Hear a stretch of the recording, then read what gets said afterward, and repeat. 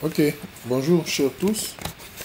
Donc, je voudrais ici vous faire un topo sur les 7 étapes pour la rédaction d'un article scientifique. Donc, quand je parle de 7 étapes, c'est vraiment 7 étapes de la manière dont je conçois les choses qui vont de l'idée de l'article jusqu'à sa rédaction. Maintenant, ces 7 étapes peuvent vous permettre d'écrire un article en 7 jours. Et cela sous-tend que vous pouvez le faire en 7 jours si vous avez déjà les résultats. Okay? Que vous ayez les résultats ou pas, ces 7 étapes sont incontournables dans la rédaction et la soumission d'articles scientifiques. Donc la première étape, c'est la recherche d'articles. Et pour cela, je mis le logo de PubMed pour que vous puissiez juste associer l'image à ce que je dis. Donc, vous avez une idée d'article, ou bien un de vos patrons vous a confié un thème, et vous a dit, bon, je veux qu'on travaille sur, je ne sais pas, le devenir scolaire des patients hydrocéphales opérés, par exemple. Ok?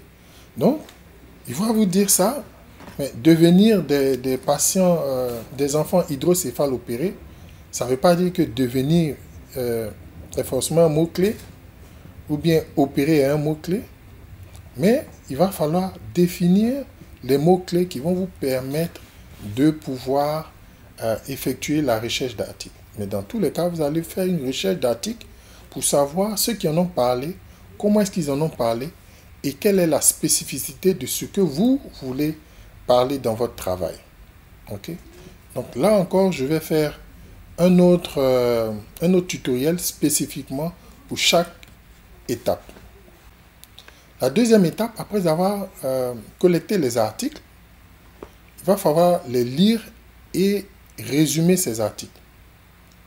Donc, vous pouvez les lire quand vous avez, par exemple, vous avez fait votre collection d'articles, vous pouvez vous retrouver à 60 ou à 100 articles.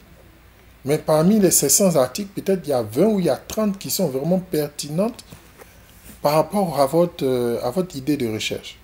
Donc, comment lire rapidement ces articles pour pouvoir faire le tri parmi le plus grand nombre d'articles collectés que vous avez. Okay? Donc, comment passer, par exemple, de 102 articles que vous avez présélectionnés à 60 ou bien à 30 articles que vous allez effectivement lire pour votre rédaction d'articles. Eh bien, je vais faire un tutoriel dessus. La troisième étape, qui est celle d'organiser vos articles. Donc, quand vous les lisez, quand vous faites le tri, il faudrait résumer, mais aussi organiser vos articles. Et je vous le conseille, organiser dans EndNote, Zotero ou bien Google Scholar, parce qu'au fur et à mesure que vous allez lire les articles, eh bien, vous allez les utiliser dans la rédaction.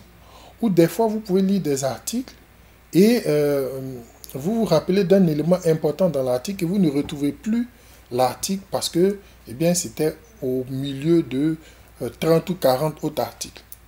Donc, à chaque fois que vous présélectionnez les articles, eh bien, il y a une manière de les mettre dans Zotero. Et également, les articles que vous allez finalement trouver intéressants, il y a une manière également dans Zotero ou EndNote de les trier et puis de les utiliser effectivement dans la rédaction d'articles. Donc, je vais faire un tutoriel dessus avec EndNote. C'est ce que j'utilise avec EndNote et puis Google Scholar. La quatrième étape, c'est, moi je pense, c'est l'étape la plus facile, qui est celle de la préparation des figures. Et dessus également, pour chaque étape, il y aura un tutoriel comment utiliser Photoshop pour préparer vos figures, mais également comment même capturer, comment utiliser l'appareil photo de votre téléphone pour prendre des photos et puis comment véhiculer vos informations par ces photos.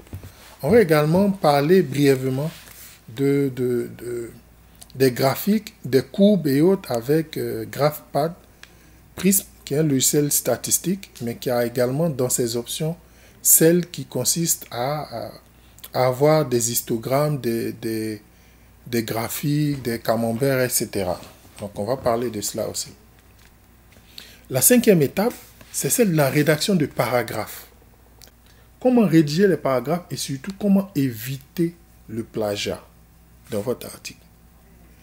La sixième étape, c'est celle du reformatage des références.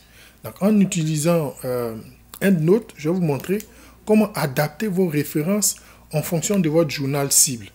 Si vous voulez publier, par exemple, dans Clinical Anatomy, la manière dont les références sont organisées, c'est différent de, par exemple, World Neurosurgery ou bien de JNS, ainsi de suite.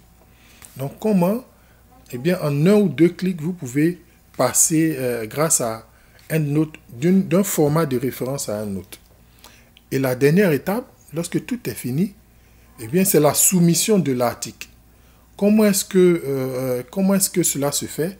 Comment également reconnaître et éviter les revues pirates?